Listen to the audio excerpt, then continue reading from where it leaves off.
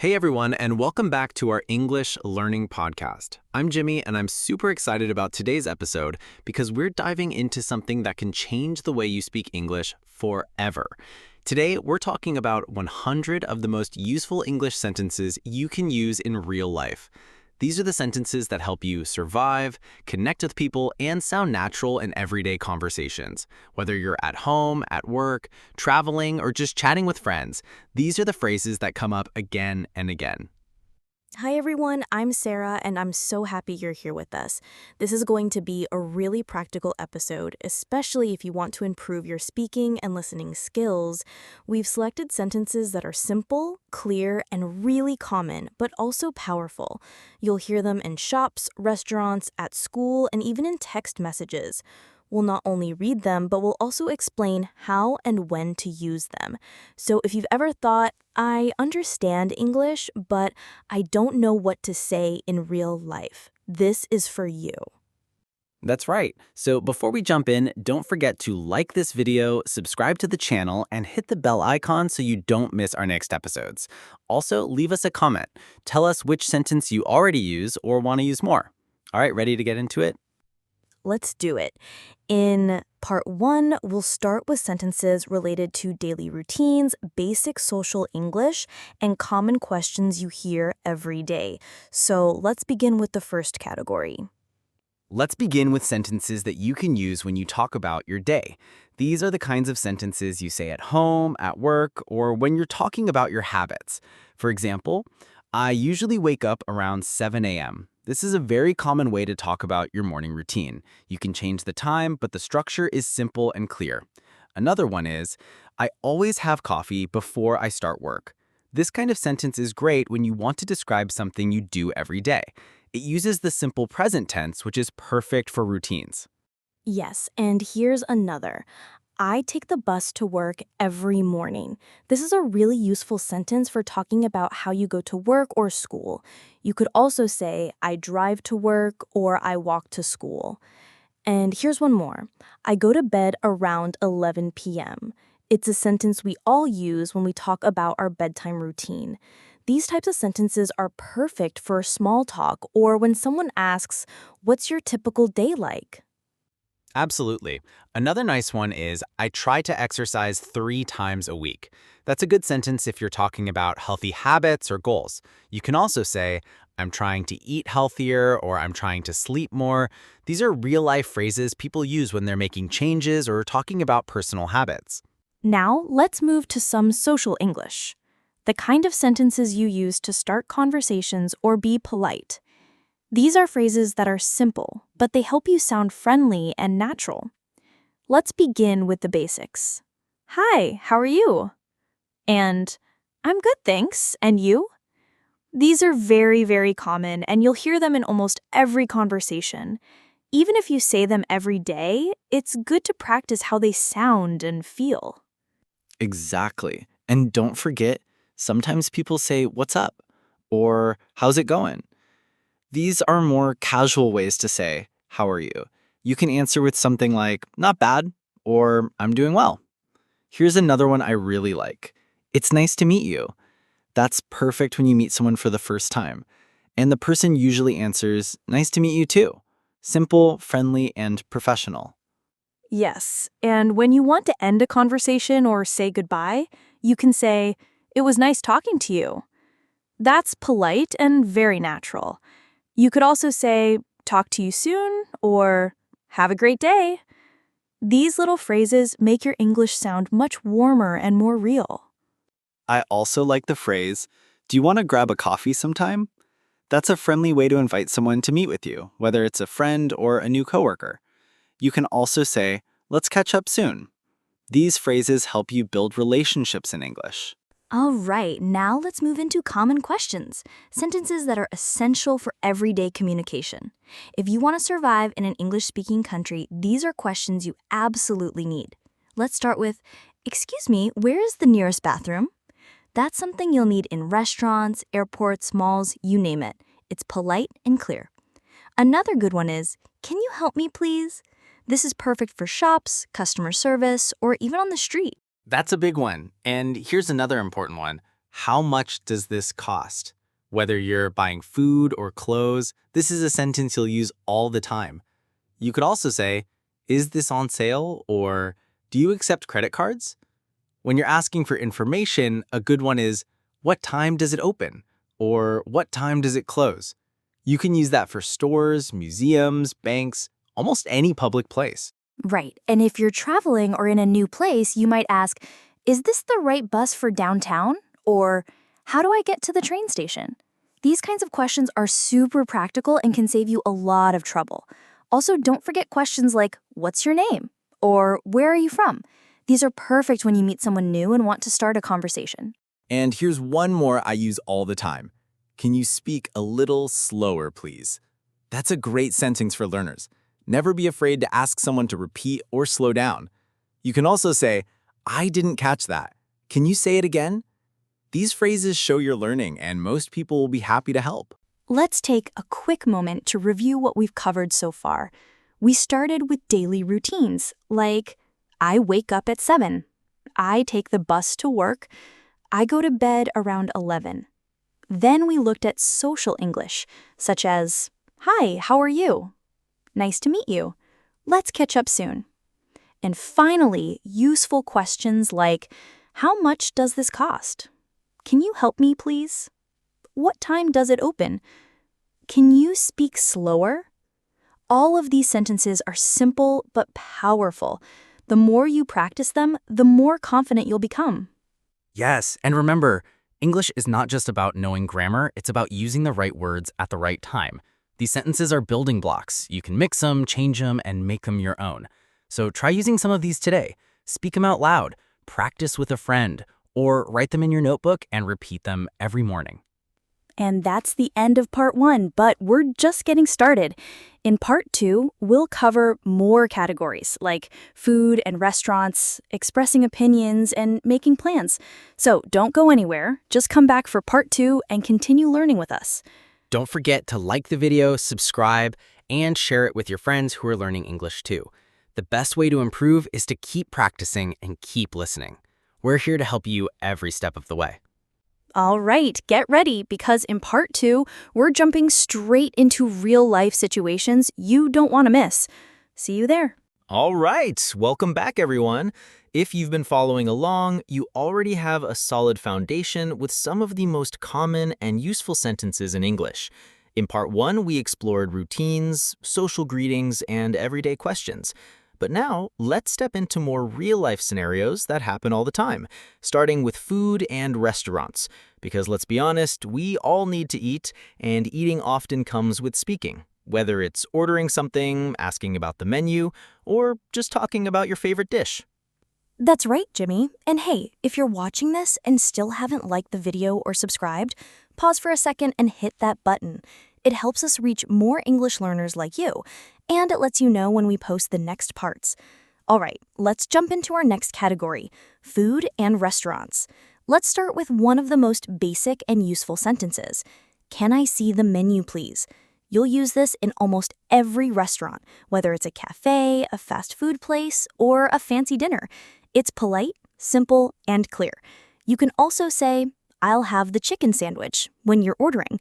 That sentence structure, I'll have, is one of the most common ways to place an order in English.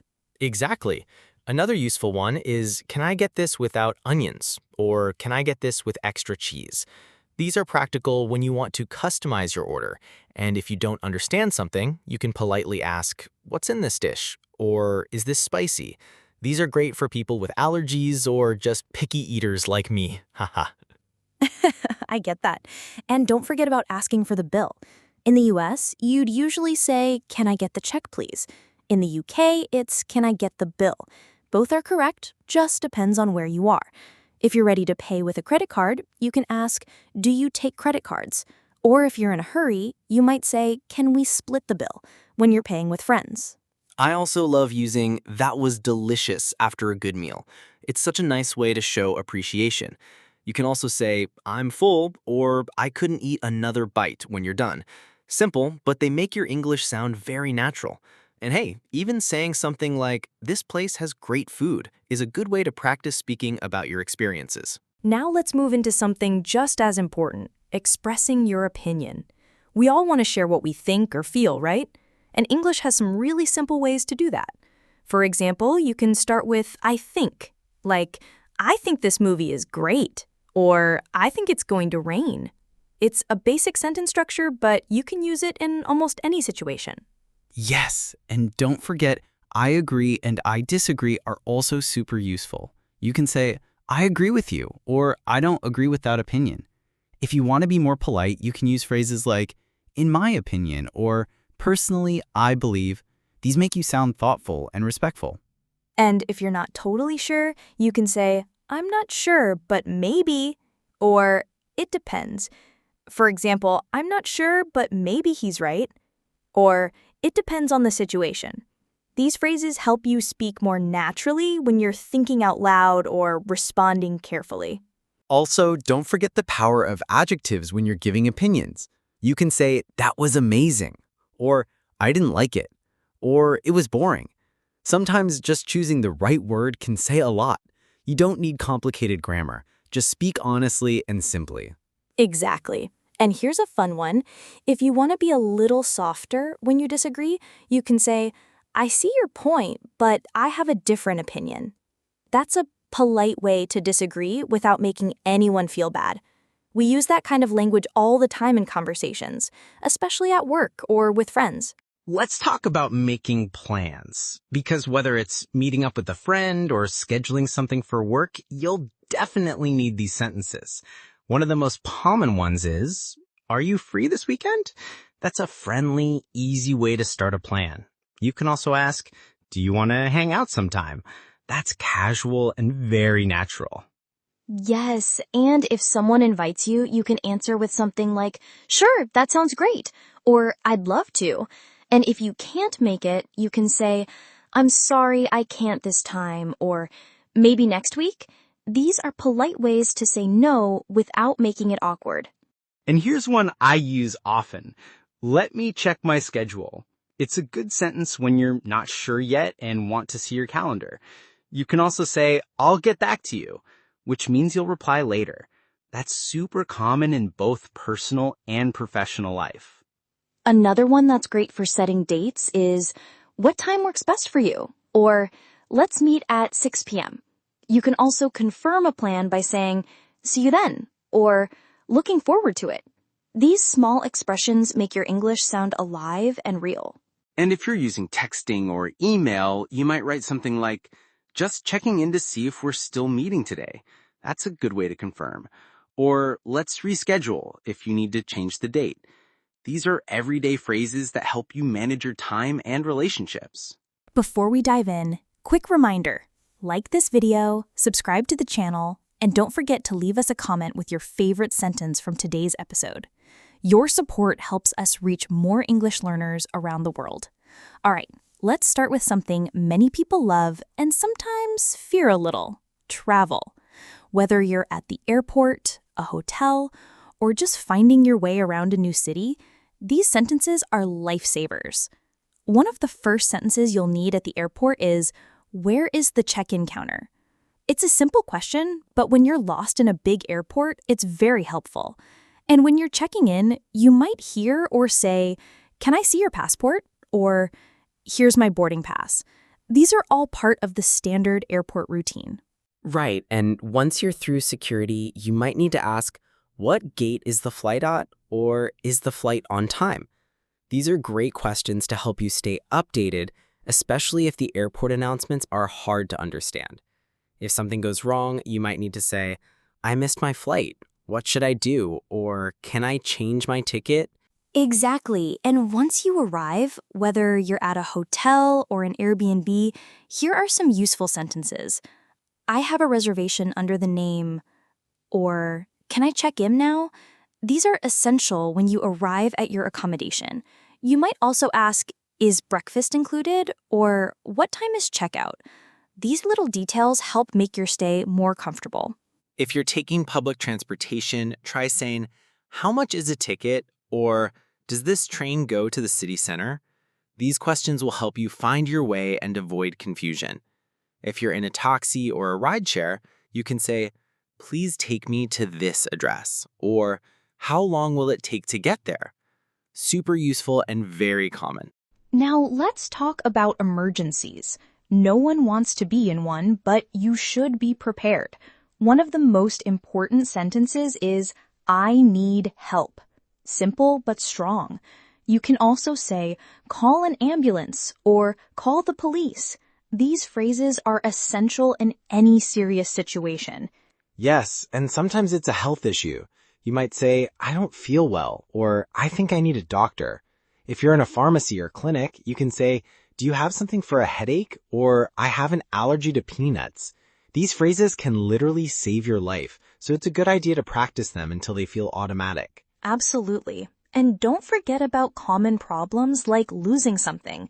You might need to say, I lost my phone, or my wallet is missing. If you're reporting it, you can say, I need to report a theft, or I lost my ID.